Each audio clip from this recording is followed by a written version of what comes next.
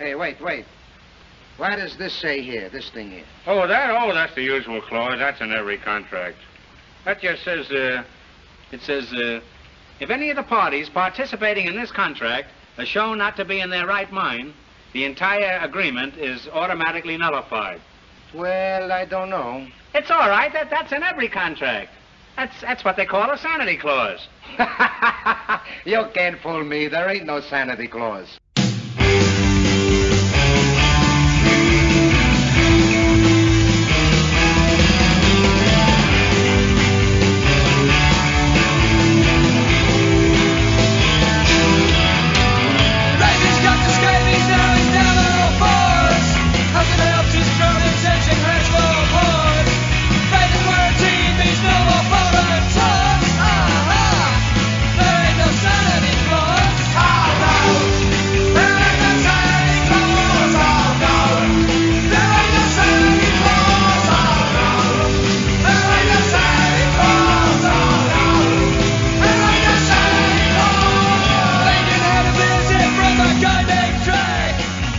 What's up, posers? Welcome to Punklottopod. I'm your co-host, Justin Hensley.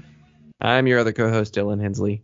And this is the show where we choose a year at random and select one punk, hardcore, emo, or punk-adjacent album from that year to discuss. We're not doing a year today. We're doing a season. And it's not really random because it's just based on what we did last year. But we'll get into that. Yeah, we're doing our seasonal Christmas episode. Second annual. Yes. Our seasonal latte. The peppermint mocha of our podcast. Did it feel like there weren't as many seasonal flavored things this year? I don't know. My world is nothing but holiday spiced Sprite or whatever it's called, because my wife, in a scarcity mindset, as she described it, purchased 2 cases of it. So I have a whole case that hasn't even been opened yet. Like, I've drank a whole case of Sprite, and we're debating whether or not she should return it. Because it's like, do I need to drink 2 whole cases of the Sprite? She doesn't really like it. She's drank like a handful of them. So I have drank most of it. It's like, do I need to drink 24 holiday Sprites? So no, I have not been going out to try to get other kinds of Christmassy flavored things, because I'm like, well, I got to get through my Sprites. So I got a case of the zero sugar version of that Sprite, which I did on Moon Pies for Misfits on, if you want to check that out. And your wife was right. Scarcity mindset. I've not seen it again since then. So it's gone already. They probably shipped the one batch and then they were like, that's it. Yeah. And they're gone, I saw the full sugar one in the little mini cans at Aldi, but I don't drink full sugar sodas. We have had the no, keep going. Let's keep riffing on the winter cranberry. Right. So there used to just be a regular we want a Sprite cranberry was like the joke, the meme that everybody made because of the commercial before all the movies. And then they made the spiced winter cranberry. I don't know what they were going for with the spiced. I liked the regular cranberry Sprite. There's not much to it. It mostly just tastes like Sprite, but yeah. I don't know if they were trying to go for like a Yule Mist. Who was that? Was that Sierra Mist? Yule Mist is like, let me see if I can find the soda. It's JULMUST. It's the Swedish spiced like winter soda. I thought it was a Christmas Sierra Mist. I want to say there is like an American, like a Midwestern American, or maybe even like Canadian equivalent to it. Something that's like similar flavor wise, but I can't remember what it was called. Or maybe I'm just like mixing things up. But it's like a malty Sprite. Weird. I think that Sprite with this winter cranberry spiced mix, they were trying to go more for like the ginger ale crowd, like the cranberry ginger ale. So it's probably just got ginger in it. Yeah, it doesn't taste like ginger ale, though. No, it definitely still tastes like a lemon lime drink. But I think ginger is the holiday spice they added, really because it's the only holiday spice that anybody adds to drinks, usually. Because the other thing people add to holiday stuff is like peppermint. Like that's the only other thing. Yeah, mint soda doesn't work. I'm surprised Pepsi didn't try something like that this year, because that's like a Pepsi move. Like they did the hot Pepsi or the fire Pepsi, like just like cinnamon in Pepsi. That seems like a thing that they would have done, been like winter mint Pepsi. It's like you were chewing a piece of evergreen gum. I did drink a Mountain Dew fruit quake. I actually filmed a Moon Patcher Misfits. I need to post that before Christmas is over. It's their new, because they just started doing Christmas stuff with Mountain Dew last year. Last year was like the ginger snapped, which I did not try because it sounded gross. But fruit quake was like, well, fruit is in fruit cake, and that's in Mountain Dew. It might work better. It worked fine. It was okay. But again, I found that one in November, and I've yet to find that again either. So it's like people. Do you think people are now hoarding these things when they find them? Maybe. I'm sure there are people buying a lot of them. Did flip culture get to the soda market? Because there was already a little bit of it with all the special Mountain Dews. This is like the Pokemon of last year. You could only buy one pack at Target because people were just waiting till they were put on the shelf and buying the whole case and then flipping them online. It's funny that like it took till now for soda to get the flip culture, because like 2020 pandemic, that's when all the flip culture shit blew up big time. I mean, I think maybe it goes back to, it probably started with the Crystal Pepsi revival. People were definitely like buying all of them on site.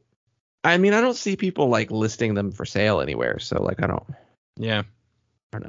Or maybe just where I live, the Pepsi distributor sucks at their job and just doesn't load anything up. And if I was in Charlotte, I could find all this shit everywhere. Yeah, I mean, I haven't gone to the store. I haven't specifically looked to see if you could still get this Sprite, but you could definitely get the worst Mountain Dew flavors, the watermelon and the Spark, like the pink lemonade ones. I liked the Spark enough. It was juicy. It was too lemony. That's why I didn't like it that much. I have had some of the Little Debbie Christmas cakes. Yeah. And the can't find the Christmas tree cakes. You can find the Christmas brownies, which are just pretty much just cosmic brownies that they cut with a Christmas tree cookie cutter. Yeah. So they're smaller. You get less brownie for the same price. I've been able to find the Christmas trees primarily at Food Lion. Food Lion's like the best place for that stuff. Walmart has them sold individually. You can buy them by themselves. Yeah, I should probably look at Vaughn's. I should probably go look at the Vaughn's, see if they have them. I feel like that's the Food Lion equivalent out here. Yeah, you can get the jumbos at Food Lion. I haven't seen the jumbos anywhere else but Food Lion though. You generally can't find Little Debbie stuff very easily in LA though. You find Hostess stuff all over the place, but it's garbage. So most Hostess is bad. Yeah, they're not good. What else? Zingers are the only good Hostess thing.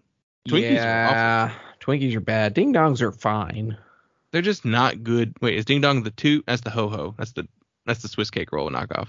One's the round one, one's the cylindrical one. I can't believe this is how we're starting our Christmas spectacular. We had to pad it. Ho-Hos are the Swiss cake knockoffs that they're not very good. I fucking love a white chocolate peppermint pretzel. Those things are. I will get a bag of that from Aldi. Has them right now. I get a bag of those. They're gone in like 2 days. Yeah.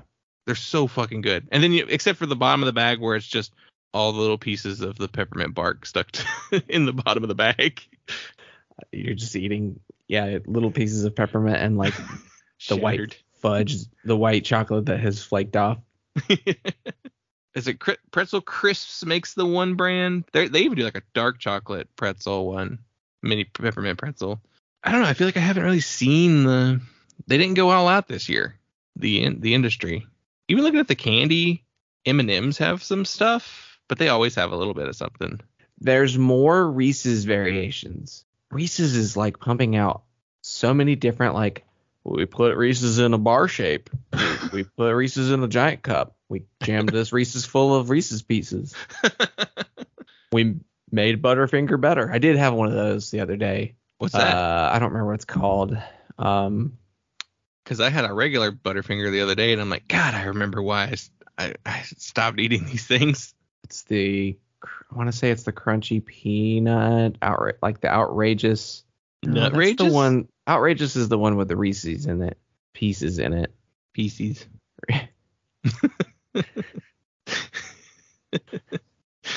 I didn't take a picture of it because it was kind of a shame purchase. Oh, that was not a Moon Pies for Misfits No, Instagram post? It was. I'm walking to the train because I missed the bus. So I'll stop at the 7-Eleven but I was like, oh, this is just a Butterfinger, and they're like, well, it's actually a better Butterfinger. Butterfinger better. Yeah, for using Bart Simpson as their advertising campaign for so long, it really didn't make me want to eat Butterfinger anymore. Because once you're an adult and that shit starts sticking in your teeth, It just you're like, this is awful. It just builds up on your teeth too. It's weird. It's like, yeah, it's like the snow that freezes to your shoes. Yeah, I was just saying, what's your holiday plans this year? You got out of coming home again. So. Yeah, because it's too expensive. Yeah. The flights they are permanently high around Christmas now. They are just like, we will never drop these prices. They are set year round. Yeah. You will pay what you pay. You have to pay. And then we don't even know if we're going to, like, if we were to come, we have to go everywhere and we need a car. Yeah. And I don't know if anyone can lend us a car, and car rentals are insane. Yeah. Oh, yeah. I was going to rent a car for Fest, and I was like, these are higher than they used to be. Yeah. It's like it was going to cost me the same to rent it for like 4 days that it used to cost me to rent it for like 7. So I was like, that's not normal. And I did not put in my time off for in time because they did an earlier cutoff for that this year because our new director is cracking the whip on a lot of stuff. But so I'm not doing anything. I am working Christmas Eve, which is annoying, but maybe I get paid extra that day. The tips should be good. Maybe. And should be fairly slow. It won't be dead. It's a Saturday night. It'll be pretty busy, but yeah. Hopefully it'll be one of those nights where it's like busy early and then tapers off really nicely, and then you get out at like 10:30, 10:45. It doesn't turn into like 10 people that want to sit there until 11 o'clock drinking espresso martinis. We're staying up to get drunk all over again. Yeah, not. So I work Saturday. I have Sunday and Monday off because I'm going to go to the John Rivera Memorial Show in Winston. Catharsis, Prayer for Cleansing, Code 7, Azazel, Riot Stairs, and one more. Oh, I can't remember who the other one was. But so I'm doing that Saturday. It like starts at like 3 p.m., which is pretty awesome. There's going to be food trucks. Looking forward to that. And then come home and crash, I guess. Like, I actually don't have a lot going on next week, thankfully. I think either Thursday or Friday I'm supposed to go to Charlotte. We're going to do some, like, gingerbread house thing with our grandmother at Ballantine. It's similar to the one that happens in the Grove Arcade in Asheville. Huh. I think. Where people look at gingerbread houses. Yeah. Yeah. And then go to, I think, going to my parents on Sunday morning. And then the wife's parents Sunday afternoon. And then back to work on Monday, and actually work an extra day on Tuesday because they're offering people to make up their lost time. Even though we're getting paid for Christmas Day, they're offering to let people come in and work another shift during the week. So it actually will be a better paycheck. I'll work 3 days that work week and then get paid for Christmas Day. So that'll be busy, but just in time to pay rent next week, the week after. This weekend we're doing tonight we're going to the Bob Baker Marionette Theater to see the Nutcracker. I really hope they do the the little marionette guy song. I can't hum that tune. Did you see that? That's you when you were a baby. I mean, it's the Nutcracker, so they're not going to do that. But and Saturday we're going to Solvang, which is the Danish town. where it's like all of the buildings are like Danish, like windmills, and like just gonna walk around there, I guess. Then I don't think we really have much else Christmassy planned to do, but Yeah, we don't have much like Christmassy type going on, mainly because it's really hard to do when you're broke. So fun. In case you're wondering why we're just going on and on and on about Christmas plans, it's because our album today is not very long. So we're kind of adding up a little time. So before we get into the rest of the show, let's do some plugs and housekeeping up front.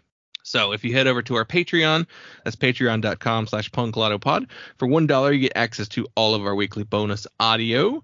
That also includes the current daily audio that I have been producing, where I'm going through all the artists that put out records in 2022 that I listen to alphabetically. I just recorded the letter M. No, I didn't. It was the letter L today. That'll go up Friday. And I finished my notes for M, and need to hurry up and catch up because M is just Monday's episode, and I don't.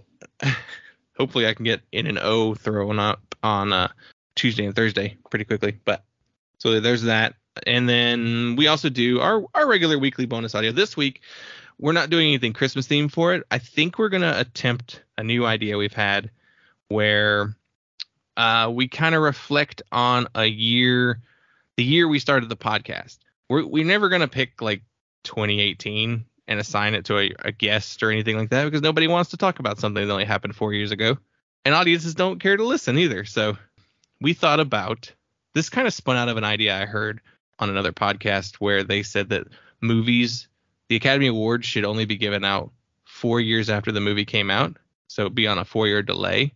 That way you can actually avoid stuff like Green Book and Crash winning Best Picture and actually have like the good movies from that year that stood the test of time winning. So it kind of spun out of that idea. And so I'm thinking we're going to take a look at 2018, what came out that year, what we picked to talk about on our best of that year. I thought about looking at that too. And just being like, would you have picked that again? You know, and we got a couple notes on our last Patreon audio. So last week we did one it was a chart dive on the year 1997. Got two little corrections. One from our buddy Jason. He said Furious George is George Tabb from Maximum Rock and Roll. Oh. He said the band is somewhat famous, besides the Son of Sam thing, for pissing into the mail slot at the Lookout record store. Also, member Evan Cohen is Richie Ramone. Oh, okay. Okay, yeah. So I knew that name Furious George was a name that I should know.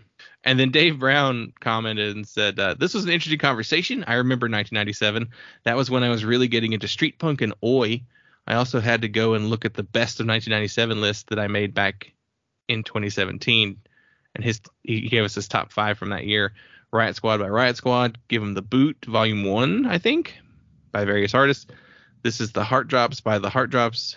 Bootlegger's Son by One Man Army. And Before You're Punk, a punk rock tribute to 80s New Wave, another compilation. And he said, I always find it interesting the things that jump out on the charts to you guys versus what I remember or what stood out for me from those years. And that was one thing I didn't really notice, that it was, I saw a lot of oi and street punk bands on that chart when we were looking at it, but I didn't think it was like an actual like trend. And I forgot that there was that going on too. I think that spun out of the Rancid and Swingin' Utters getting really big thing. Yeah, I don't know those bands very well too, which probably didn't help for it to stand out to me on the charts. I mean, I guess I noticed that it was there, that there was a lot of it, but I wouldn't know what to name. Yeah. But to me, it is. Dave does make an interesting point. I think the perspective of, our perspective being more retrospective and his perspective being that he was, what he remembers is going to be what he was noticing, like as a contemporary, being actively paying attention to that, to punk in the 90s. Is going to be different from us being like children. In my case, being 7 years old. I would be like not really knowing 11 that punk was anything, or even knowing how to really recognize broad genres other than like rock, classical, I guess I would have been aware of country music to some extent. I think too that like the punk, I'd say it's like the emo and the ska music from that period wound up being a little bit more culturally long lasting or impactful over the next 10 to 15 years, just because of emo, especially because what it blew up into, and ska partly because of like its reputation of like showing up so big and then fading. Yeah, being such a cultural, like mainstream culture thing that people who are not into that music at all know what ska is as a genre because they were, aware of music in 1997. Yeah. So like the street noise stuff was probably a little lower profile wave, though I bet you could have seen way more oi and street punk bands at like a local venue than you would have seen a lot of other styles. And then we also got a couple notes on the episode we did last week on Him Kerosene's album Start Stop, which was a Patreon sponsored record. And our friend Jason reminded me that Fireside is the Swedish Quicksand. And I told him it all comes back to quicksand. And he said, but Fireside won a Swedish Grammy. And it's like, it's just these Swedes and these Norwegians, they just like giving out Grammys to more interesting styles of music than than the U.S. And Timothy Popkid said, because he shared the episode, because I think he got shouted out. He said, my favorite part is how they managed to find Sunday's Worst Enemy by Star Market while diving into talking about Him Kerosene. And I told him, I was like, information was scarce and we had to fill it out with something. And he said, I figure when you started quoting my website, ibuyWayTooManyRecords.com. So we were inadvertently quoting this guy on the show. He said, fun fact, though, Popkid Records put out that Star Market record in America, not Deep Elm. I'm inadvertently all over this episode. Huh. That's amazing. I don't know why it gets the Deep Elm tag on. It might have been a later record. Someone's wrong, or maybe there's I don't know. And then he also posted, having seen picture of that horrid yellow Him Kerosene shirt, I had to make my own. And he actually did. He showed a post of his own Him Kerosene shirt. It's actually pretty cool. I don't know if you'll be able to see it. Yeah, that's pretty cool. And then like the back of it has the start stop. Yeah. So that was cool. But yeah, that was one episode. I'm glad we got some fun conversation out of it. I do want that ugly ass Him Kerosene shirt though. I found it too. Yeah. It's so bad looking. It's such like I want more t-shirts like that. I want bands to do t-shirts like that. That's the merch trend 2023. Just like really bad illustrations, like weird 90s like Euro trash design. That's what we need.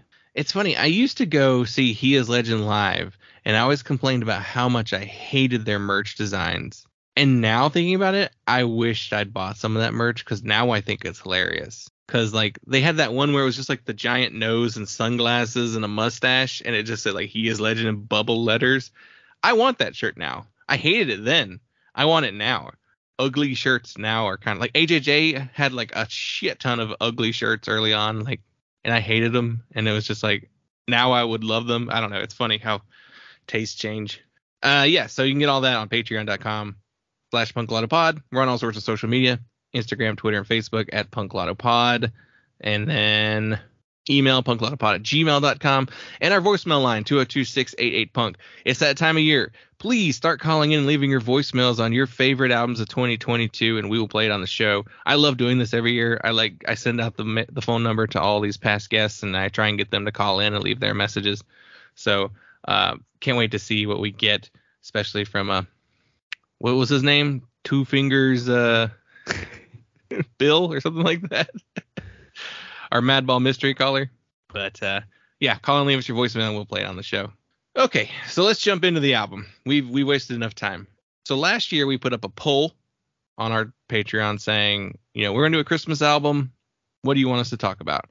We put it up and it was a 4-way tie. And then I had to throw it on like Twitter and Instagram to get results. And so the winner of that one wound up being Bad Religion's Christmas album, which we talked about last year, which people really liked that episode. So I went with the runner-up from that last year. And today we are talking about Christmas Spirit in My House by Joey Ramone.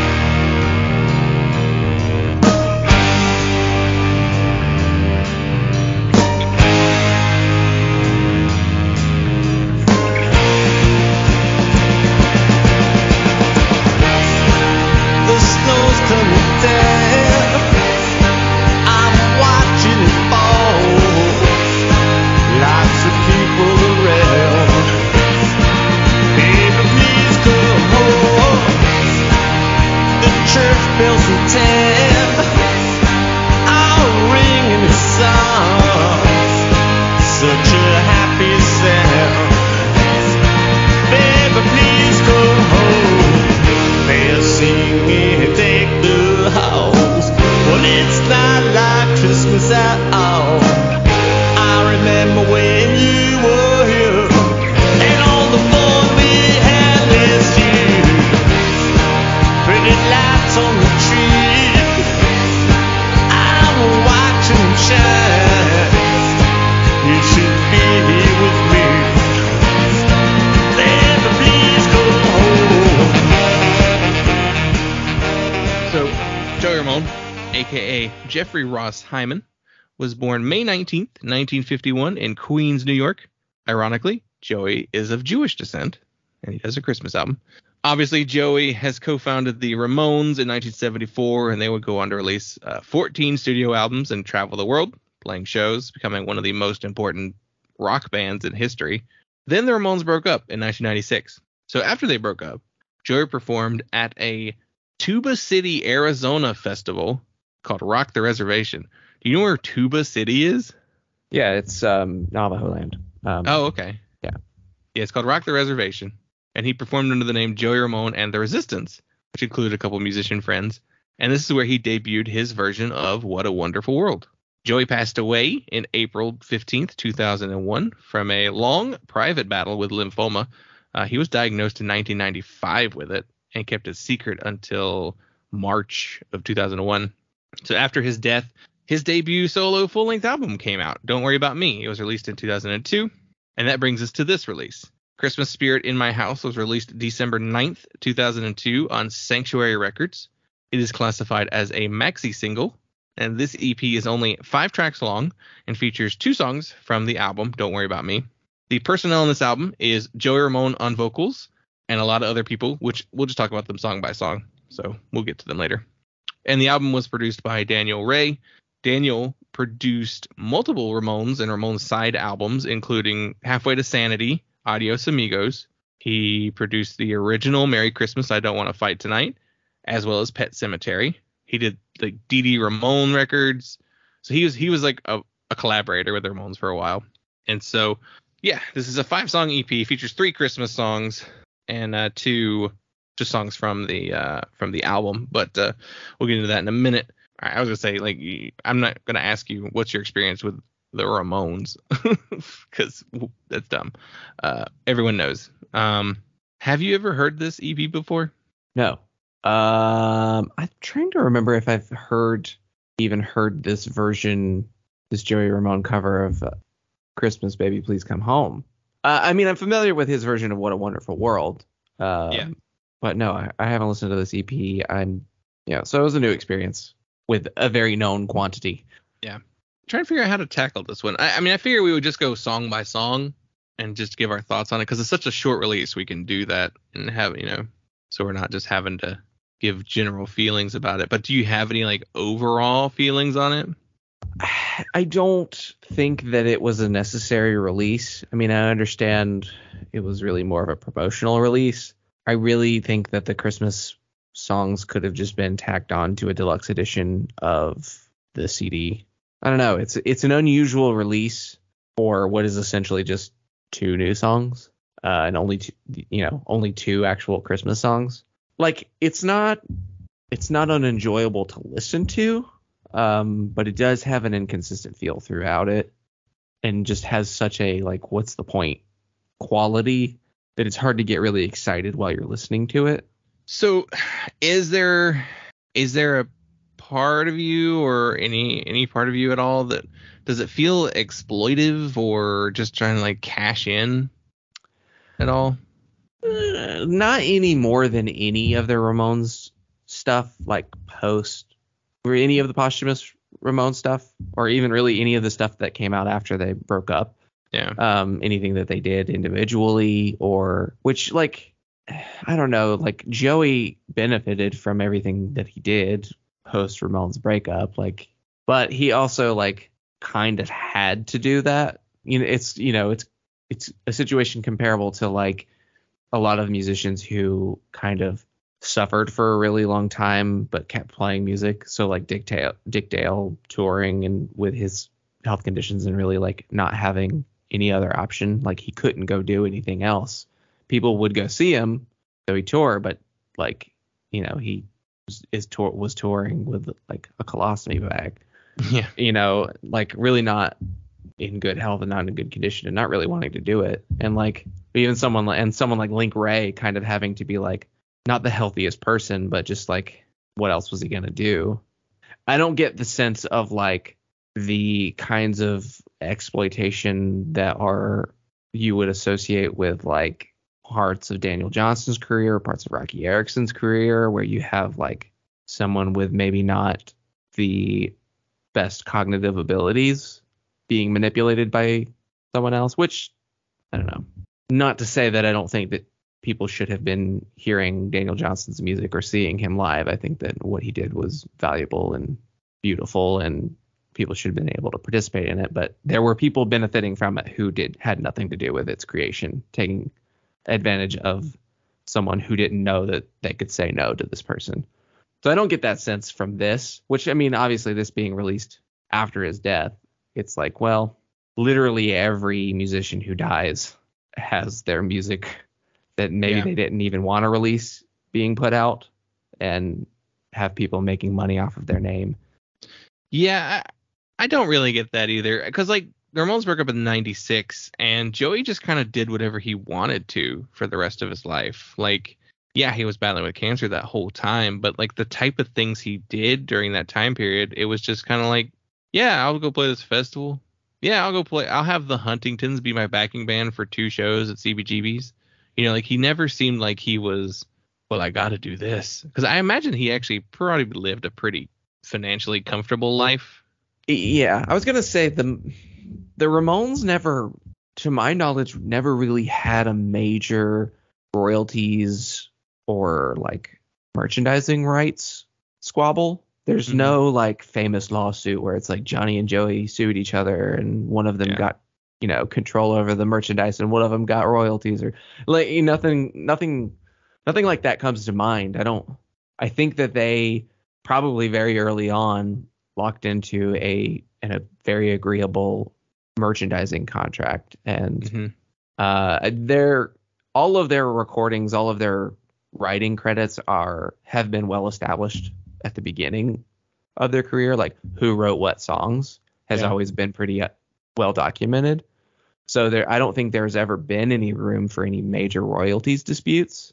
So whoever wrote the songs got those royalties, and whoever performed on them, whatever they would have agreed to in whatever recording contract, I don't know that those were ever not paid out, because I mean they were working for major labels pretty early on, or at least independent labels that operated like majors. So Ramones merch has always sold. I was gonna say the Ramones were merch machines too. Like there's Ramones on everything, and it's very funny that nobody really like criticizes the Ramones for putting their name and logo on stuff the way they criticize a lot of other punk bands. Maybe it's because they were on Sire from like the beginning. They were a major label band from the beginning, outside of their CBGB days, you know. And like while they're considered like the godfathers of punk, they basically invented modern American punk rock. They didn't really have like the punk rock ethos and aesthetics and all this other stuff didn't really apply to them. They didn't really follow it. They didn't claim it. A lot of that just came from like American hardcore doing that, and the UK punk scene too. Yeah, I mean, I think that they had we get to do whatever we want, like, punk rock attitude. Like, I feel like they kind of, you know, kind of, and if there was a Ramones ethos, there was something very democratic in the way that the band was presented. That they all had the same stage name, you know, the Ramones stage name, that their name, whoever was playing in the band at that time's name was put on the record, was put on the merch, like, you know, as a 4-piece with 4 members doing distinct things within the band. There's no overlap of guitars. There's no like lead rhythm guitarist dynamics. There's no, like, no one would dispute that what the other person in the band was doing was essential or not. Like, it was like, songs gotta have vocals, songs gotta have guitars, songs gotta have bass, songs gotta have drums. Like, that's it. Like, but, and then they could just kind of just do whatever they wanted. Like, and certainly they would have argued about what songs made the records and like what kind of songs they were going to write and play. But it also kind of often boiled down to like, well, what songs do we have to record at the moment? Yeah. Those are the ones we're going to do. Those are the ones that are going on the record. So, Yeah, I imagine I mentioned the arguments really stem to, hey, what's my points on this album? Hey, I got to make sure I have this many tracks on the record. Yeah. Like, Johnny being like, no, Dee Dee, you got too many. It's my turn to have some. which is like a classic, like, that's a classic rock band dispute of being like, yeah, I don't have enough songs on this record. And it's like, oh, we can't let, it's like Beach Boys records where they're like, we can't have any Dennis songs on this one because we got too many Brian and Carl songs. We gotta let Al and Mike get a couple in here. It can't be a brothers record. It's gotta be the Beach Boys, not the Beach Wilsons or the Wilson Boys. That's the joke.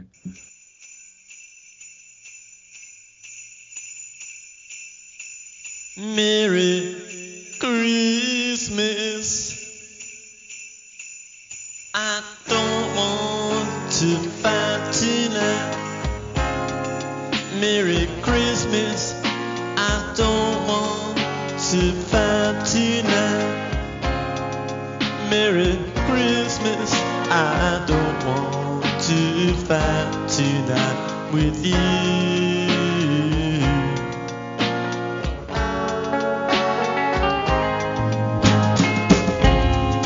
Where is Santa and his sleigh? And tell me why is it always this way? Where is Rudolph? Where is Blitzen, baby? Merry Christmas, Merry Christmas.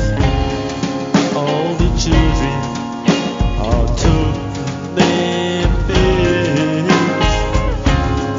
Sugar plum fairies dancing in the hills. Snow is falling, swirling, falling. Merry Christmas.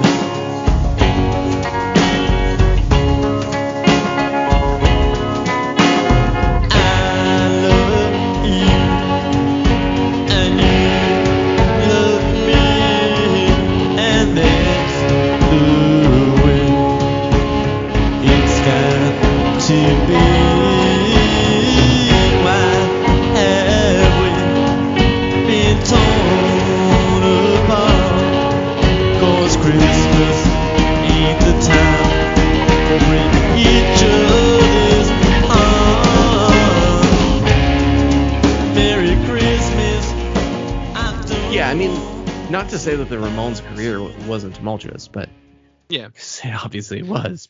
I think it was more personal. But they really just hated each other is what it was. Right. Yeah. And then Dee Dee had his problems, with his substance abuse issues his entire life. So that was probably also a source of some conflict. But Joey and Johnny weren't clean. So, they weren't straight edge. They definitely took their turn with that kind of stuff. Yeah, the Ramones, no one was ever sober in the Ramones. Yeah, they partied. I guess Joey and Johnny were able to maintain theirs a little clearer, but... Well, and Joey and Johnny had their other, issues. Yeah, Joey being, OCD, and though that could also Johnny be being an asshole. Yeah, there's his issue. Yeah, Joey being OCD might explain why he stayed in the band the entire time too. Like that may have been a part of it. But yeah, nobody ever gets mad at their Ramones. Oh, what? You got your shirt to Urban Outfitters? What? Like I've seen Ramones lighters at gas stations. So, right next to Misfits, the other one, the one that everybody else is like, fuck you, Misfits, for putting your logo on everything. It's like, what? The Ramones are right there too. And the Clash. Look, they're right next to each other. And the Misfits one is funny too, because there was a legitimate dispute between a legal dispute and it's like people are like, oh, look at Jerry is just only trying to make money, and it's like, well, because he never made money when he should have been. So he was really just coming after what he was owed. It's like the Dead Kennedys going at Jello and being like, yo, you're bad at accounting. Yeah. Yeah. With Dan, like with the Misfits too, like Danzig signs off on every piece of merchandise too. Like, they are not allowed to make merchandise that does not get passed through Danzig. So Yeah. you can't even get mad at Jerry Only because Glenn was, yeah, whatever. Yeah, I get my cut. This will fund my dark goth piano record. My dungeon synth. My erotic comic book line. Gotta make my model girlfriend act in my gross low budget horror movie based on my erotic comic book line. Yeah. Speaking of punk and Christmas, if you've never seen the Glenn Danzig opening Christmas presents pictures, those are a real treat. Gotta revisit those. Well, let's talk about the songs on here because it's 5 tracks, and we'll go one by one. So the very first track is Christmas Baby Please Come Home. This is a cover of, is it the Ronettes version? I should have looked that part up.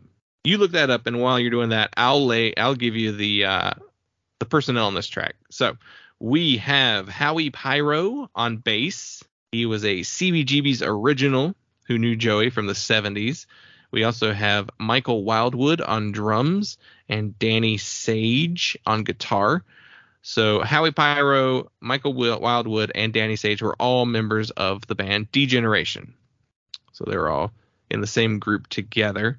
We have Ed Mannion playing sax, he's a session musician who famously did tons of work on the Springsteen album, tons of Springsteen records, Springsteen site, like Little Stevie records. Like, he's just all over those albums, like a lot of the 90s stuff. What was his name again? Ed Mannion.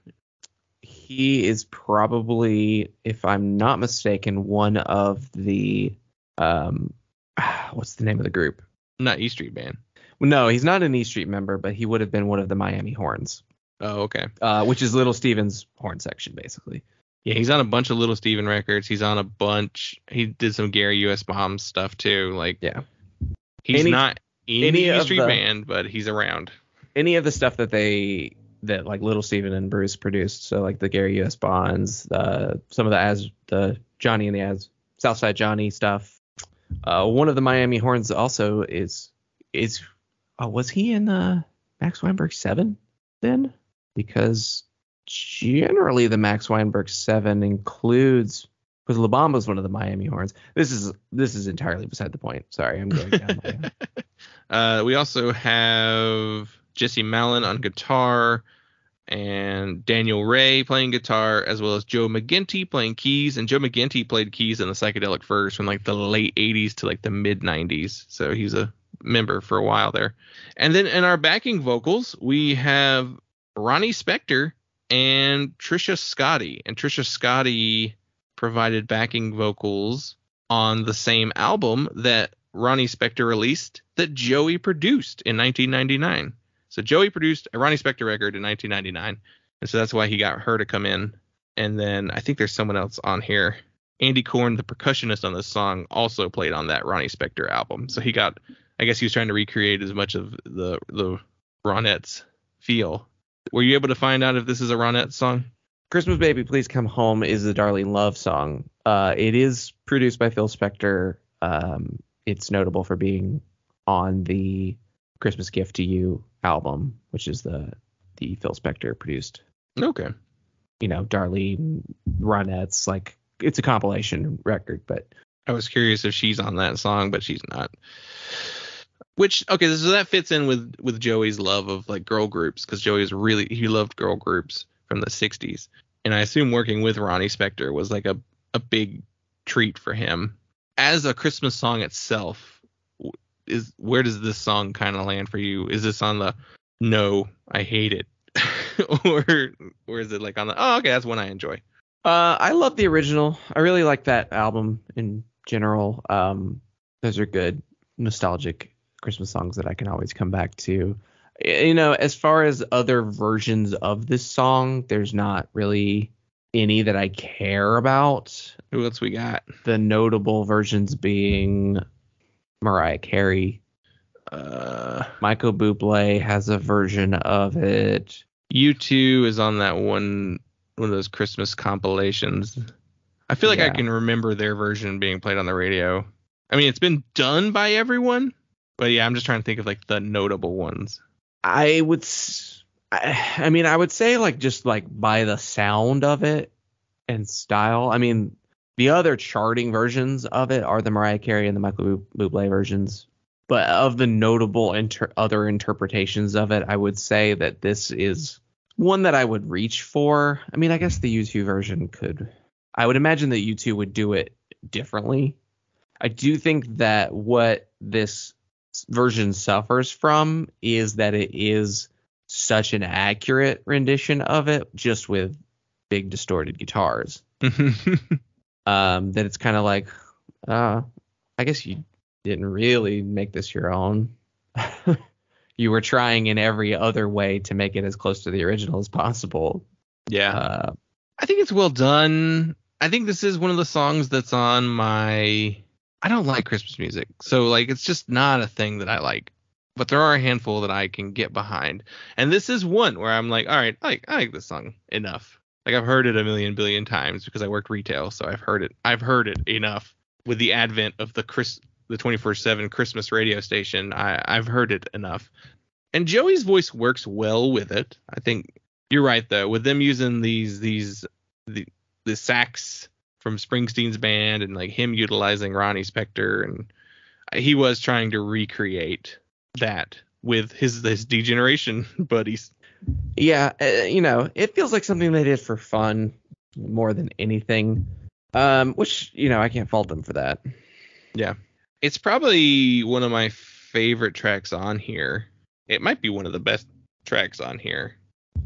Yeah, it is what I expected it. It is, for the most part, what I expected this EP to be. Yeah. And it is actually really the only thing that it actually is.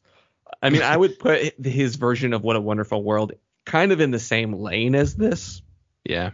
I do think they take more like personal creative liberty with the What a Wonderful World, which we can talk about more when we get to that song. But yeah, so we'll move on to track number 2. So that is Merry Christmas, I Don't Want to Fight Tonight. So this is a Ramones original Christmas song.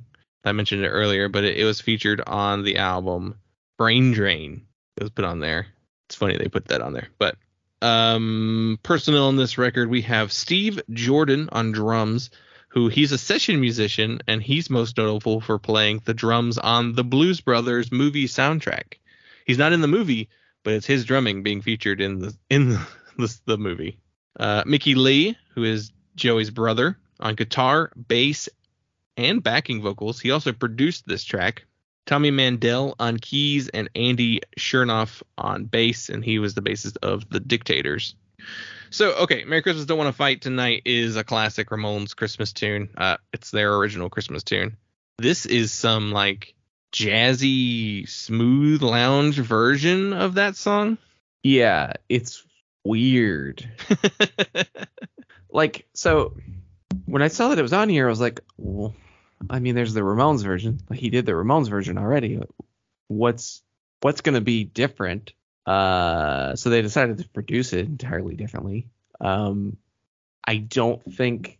I mean, it was interesting to hear an alternate version of it, but there's nothing about it that makes it essential. I will just go listen to the Ramones version. Yeah. Being that it's the same singer. Yeah. Yeah, I guess that was their thinking, like, but I don't know why they even did it. Because it's not like, unless he's just like, I want a version where Johnny doesn't get any money from it. I don't know if that's if he even cared. It's a weird, which if he has writing credits on it, I don't think he does. I think Joey gets the writing credits solely on that song.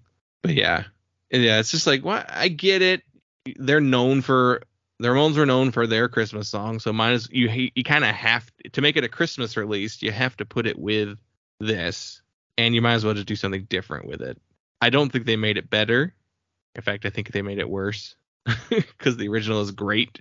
Like top 5 favorite Christmas songs, period.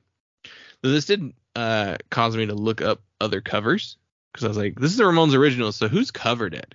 And the good covers that I found, Alex LaHaye, indie musician, they did one recently. Pretty good version. Kind of lo-fi garagey. Little Steven has a version.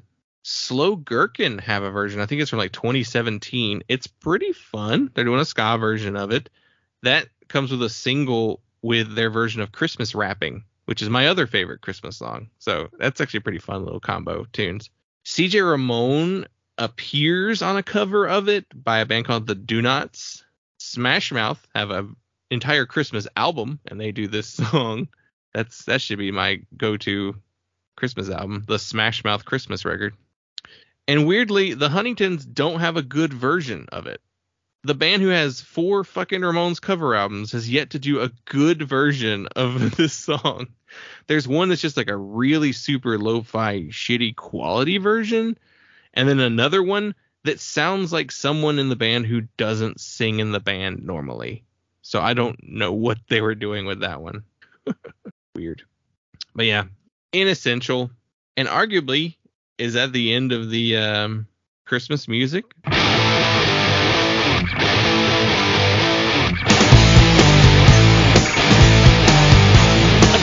In my house, and I know it ain't no mess. I got spirit in my house, in my house, in my house, in my house. Oh no.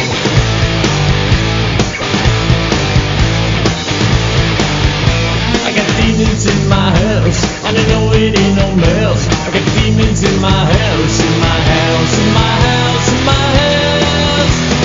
Spirit in my house.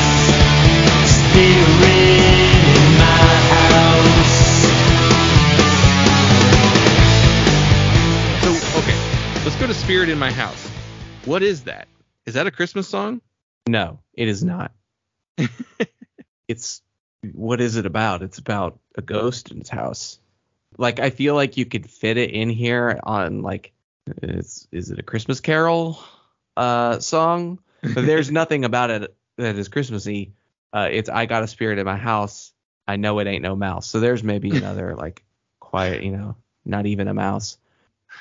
I got demons in my house. Spirit in my house. Spirit in my house. It's really it. I got demons in my head. I should have stayed in bed. So it's really not at all a Christmas song. I somehow missed that this is actually on the record, the LP. It is. Don't Worry About Me. So this only has 2 new songs, and the rest are all just tracks from the Don't Worry About Me album. Okay, so that makes way more sense. To me, this is like a big rock track, and it kind of sounds like something they would have done in like the Animal Boy era. And I guess like you can be like, Christmas Spirit is how you tie it and put it on here. It almost gives me a little bit of the Spirit in the Sky feel. I don't know, like the lyrics, the way he's got it written. I wonder if that's what he's trying to go for, but the person on this is Frank Funaro on drums. He played with Camper Van Beethoven and Cracker. Andy Chernoff on bass, Daniel Ray on guitar, and Joe McGinty on the keys. So these last couple tracks, they all come from the album, so they're going to feature a lot of similar artists. Yeah, it changes the feelings on that song now that I realize that it's not even remotely a Christmas song. Because I was like, man, they didn't put any jingle bells or anything on this one. They didn't even try and make it Christmassy. Yeah, it's really, I mean, it's a good song. I like the song. I like the way that he builds up that chorus, the in my house, in my house, in my house, like that, like lead up that he does to that. I like that. Yeah, I would say it's the best song on this EP. It's just too bad it's not a Christmas song. You think it's the best song? Yeah, I think it's a good song, and I think it's performed well, and there's nothing like unusual about the production. It's like the right production for the song. And it doesn't have you don't have anything like with Christmas Baby Please Come Home, you don't have anything to compare it to. It's because this is just an original song. You don't say like, well, this sounds like they're just trying to do the original and not doing it as well. Yeah, I don't know. I think it's also really short. Yeah. All right, moving on to track number 4. It is Don't Worry About Me. This is off of the album Don't Worry About Me. The personnel is Frank Funaro on drums, Mickey Lee on guitar, Andy Chernoff on bass, and Daniel Ray on guitar, and Joe McGinty on the keys. This is the title track of the album, Don't Worry About Me. It's a sad one, I think. So the album Don't Worry About Me came out a year after, not even a full year, but almost a year after Joey passed away. And like they called it Don't Worry About Me. And it's just like, I don't know if that was the original album title. I think that line takes on a completely different meaning after he passed away than what he intended it to mean in the song. Because the song is just about a relationship that she's ignoring him or something like that. It's not like it's not a highest planes above song. It's a girl song. Like that's all it is for Joey. Yeah. That's what he wrote it for. I think after his passing, that line alone and the chorus just took a completely different feeling. Because it's like lyrically, I want you, baby, but that's always a lie. Always complaining or contemplating suicide. Ooh, Joey. Okay. I want you, baby. I don't even want to know why. Always complaining. Said bye, bye, bye, bye. Don't worry about me. Yeah. It just feels different. Because you're not really paying attention to what the verse is really anyway on that song. So you thought Spirit in My House is better than this song? Yeah, it's more fun. Yeah. I think that's what I want from a Joey Ramone song. Yeah. It's got this like bluesy palm muted guitar riff over it too. Like that's like the verse. I don't know. Chunky guitars are not really what I think of when I think of the Ramones. And so that's what some of these solo songs have. And our last track, it is What a Wonderful World. This one is Andy Sherdoff on bass, Daniel Ray on guitar, and featuring Marky Ramone. I believe that means he plays drums on it because it doesn't have a credit for Frank Fernaro on this track. So this is doing the stripped down Ramones 1, 2, 3, 4, just a version of What a Wonderful World. And it's amazing. Like, I'm surprised the Ramones didn't do this before Joey did it by himself because it works so well. Like, it's a pretty famous version of What a Wonderful World outside the Louis Armstrong version. Yeah, I feel like it's the version that you're gonna hear on a grocery store playlist. I feel like you're gonna run into this version of the song in real life more often than you are the original version. I feel like the original version it's so like schmaltzy that it doesn't make sense to just listen to it any time. Yeah, it's so like over the top. Yeah. And slow. Weirdly, like that that Hawaiian guy who did his version that was everywhere in the 2000s. His version is more upbeat even. It's just him and a ukulele and him just like, ooh. Yeah, looking at like all the other versions though, it's just like Nick Cave and Shane McGowan did a version. What? Anne Murray, Rod Stewart, Barbra Streisand. These are all listed under the notable versions. Willie Nelson. But it's like, no, the Ramones versions. Like, Joey's version's also notable. I don't know why that's not credited there, but it's been used in movies. It's a way to make the song fun, because otherwise it's just a little, Louis. Yeah. Yeah, not a song I want to really ever hear any other versions of. Yeah. Yeah, I liked it. I think it's probably my favorite song on the whole album, or EP, but also it shouldn't really count because it's not really, it's just a maxi single. I don't know.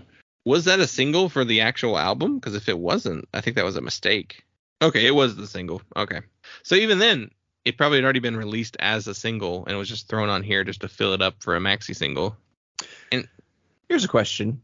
To anyone who was buying music in the 90s as an adult, why was the maxi single? Did you buy them? Did you not feel ripped off every time you bought them? Were you, and I guess there's a very narrow range of ages in which this question applies, because I can certainly understand how if you were used to buying singles, like 45s, the maxi single would be appealing because it's more than just the 45. And so you're already used to buying just 2 songs. So you're like, all right, tack on 3 more. But if you were like buying CDs, like you got used to buying music in the CD era or even the cassette era, like was the single big enough? I think the single, okay, so I think it's a medium issue. So when you're going with a 45 or just a 7-inch single, there's only so much room on that record anyway, on the vinyl. You can see the limitation. Yeah. With a single, they only put as much tape as they needed in the tape. So even then, you're kind of like, all right, well, it's whatever the tape costs. It's whatever they're usually cheaper. They're like $1 usually, $1 to $3 usually. So if you were just like, I really like that song, I want to hear it bunch. I don't I don't understand the single as far as a listening experience as much, but I understand the CD single even less. I think that's a case of you got all the material here.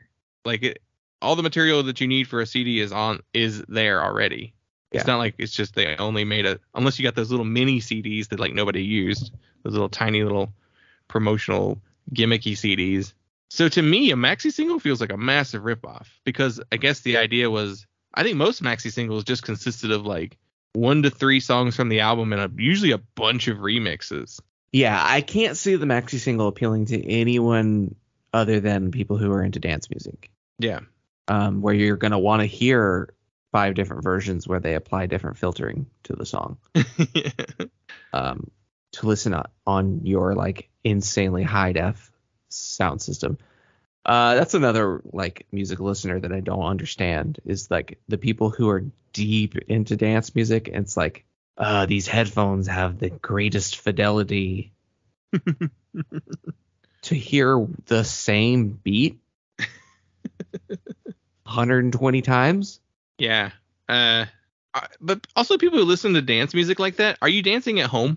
Because I was under the impression that people don't dance at home like they do at the club. So what's the point of listening to dance music at home? I get dance music for exercise purposes because it's usually a fast driving beat that can kind of keep you like in rhythm and motivated. But I don't know, listening to dance music at home, I just never thought about like, no, you're not dancing like that at home. So yeah, like what's the point of a maxi single? I guess the point of this is these 2 Christmas songs are not on the album, but nobody wants to buy a 2-song single. So here's a couple more tracks. Like I feel like that's the only reason why this exists the way that it does. Yeah, it's a frustrating listen because if I'm reaching for Christmas music, I'm probably going to want to listen to more Christmas music. Yeah. Like if I'm like, all right, this is the hour that I'm spending listening to Christmas music. I'm going to listen to an hour of Christmas music, not 2 Christmas songs, 3 regular songs, a Christmas song. Like I don't want to break up because if I start listening to something that's not Christmas music, it's going to shut the Christmas music window. It's going to be like, well, I guess I'm just going to listen to whatever I want.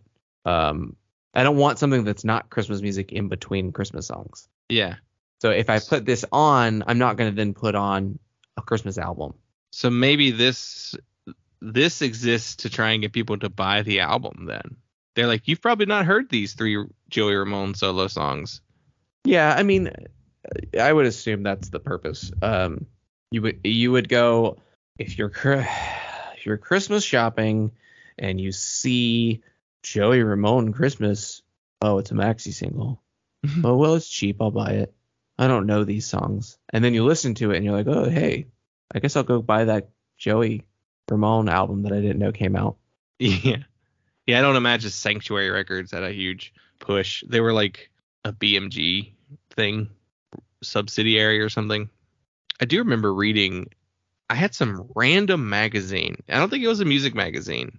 Just some random magazine. I wish I knew what magazine it even was. It's probably not even like a regular one. But in it had a little blurb on that Joey Ramone Don't Worry About Me album. And I remember reading as a kid being like, he died? Like I didn't know, I didn't know in 2001, So I was reading this in 2002 being like, oh, I didn't even know he died. And then like just reading about that album and the title and What a Wonderful World and all that. But so I only had a negative connotation with that album, just a sad connotation to that record, because there's no way to listen to that record and be like, all right, I'm sure pumped to listen to this album that reminds me of mortality, Yeah. of this legendary musician dying very young. He was only like 50 or something like that. It's like, maybe they had a hard time selling it. Yeah, maybe. Though people tend to run out and buy stuff when musicians die. So I don't know. I imagine people ran out and bought a bunch of Ramones records when he died. But I don't know. I don't feel like they had that kind of... People who liked Ramones already had Ramones records, I guess. So I don't know. It's interesting as a Christmas piece of music. It's I don't know, not essential. Go to Spotify and make a playlist, and then put the original Ramones version of "Mary, I Don't Want to Fight Anymore" and this version of "Baby Please Come Home" next to each other, and I think you'll get as much out of it. I mean, if you like these other songs, they're good songs. So I have heard that record. I don't really remember it very well though, and I think it falls under that. It kind of sounds like the Ramones, but it's not the Ramones feel to it, and it's not. And you just want to listen to the Ramones instead. But yeah, so I actually messaged Dylan last night. Well, before I started working on my notes, I was like, this is just 5 songs and only 2 Christmas songs. Should we do something else? And I said, what did I say? We'll find more. We'll find enough to talk about. I think we did. We padded this episode sufficiently. Yeah. So if you feel like this was a maxi single episode, you know that you have me to blame. I will take responsibility for that. Yeah, my suggestion was, should we just listen to the Joey record and just talk about it with it? Could have worked, I guess, but then it'd be weird. It would be a weird breakdown. I probably should have picked a different one. What was the I remember we had a couple of runners up. Well, they're not good options either. This Punk Goes Pop, I think. If we're changing horses midstream, none of the other options really appeal to me. We might have to do Smash Mouth Christmas next year. That's fine. I'm fine with that. There's a lot of compilations, which is hard to do compilations. Yeah, I mean, we can do the third runner-up was like Punk Goes Christmas, I think. Yeah. Or like we could do one of those like 70s Christmas punk compilations that has like a Motorhead doing "Run Run Rudolph," and like the Dickies doing "Hooray for Santa Claus." I did find some more compilations that I was not familiar with this year doing some research. So there's actually a lot more out there. The They Might Be Giants Christmas EP would probably be a good one too. Santa's Beard, and we got options for future.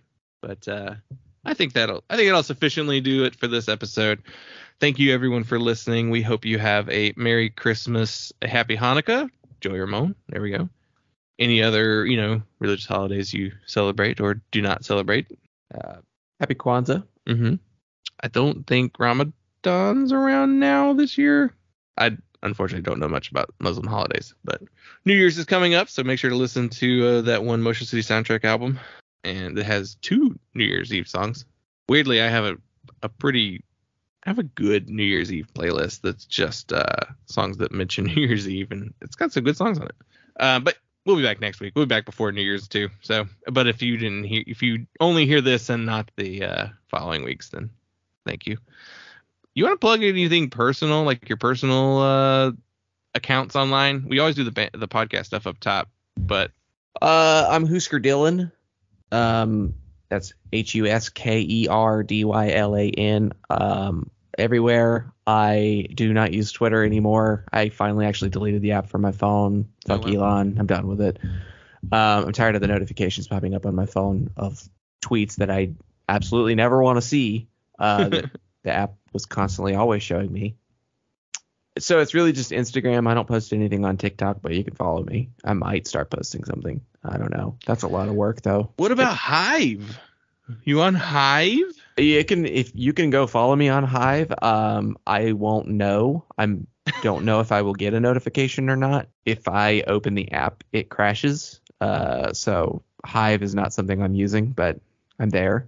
I don't think anyone's using Hive because the only person I follow who's posted anything posted 2 weeks ago. So I am not on. I have not joined the stoner metal band Mastodon. Or Social. What's Social? That's the third one that's out there. Well, I guess I'll look into that one, see if that's usable. You can always follow me at huskerdillon.tumblr.com. I do post stuff on Tumblr again, because why not? Just gotta scream into the void somewhere. That's it for social media personal plugs. No band stuff to share yet, though hopefully soon. And then if you want to follow my stuff, I'm JuiceFaceKilla at both Twitter and Instagram. I think I'm like Swamp Squatch 86 on TikTok because I've decided I like Swamp Squatch better as a handle than JuiceFaceKilla, just because I've seen so many other FaceKilla names that I was just like, let's be Swamp Squatch. I'm on Hive too, but I guess everyone gave up on trying to find an alternative to Twitter and they're just waiting for it to die, which at this point I don't think it's going to die. If anything, Elon will probably sell it to somebody. So that dude sucks. Yeah. And don't. I mean, you can add me on Facebook. I look at it, but I don't want to be on Facebook any more than I am. Though I guess it is cool. You can message me there. I think it's JuiceFaceKilla there too. I don't know. Just that's for moms. That's for the people you literally know in your real life. Yeah. If you add me on Facebook, and I don't already know who you are, I will probably not add you back. Yeah. Just yeah. In all honesty. But I literally never post anything on Facebook. No. If I do, it's what I posted on Instagram. And my mom follows me on Instagram now, so I really don't have to post anything on Facebook. Yeah. Yeah, if you want to see like cat pictures, that's what you'll get on my Instagram and random stories I feel like sharing. All right. Yeah. Well, thank you, everyone. Hope you all have a good Christmas, and we'll see you next week with the beginning of the best of 2022. Get our lists ready. All right. Talk to you later.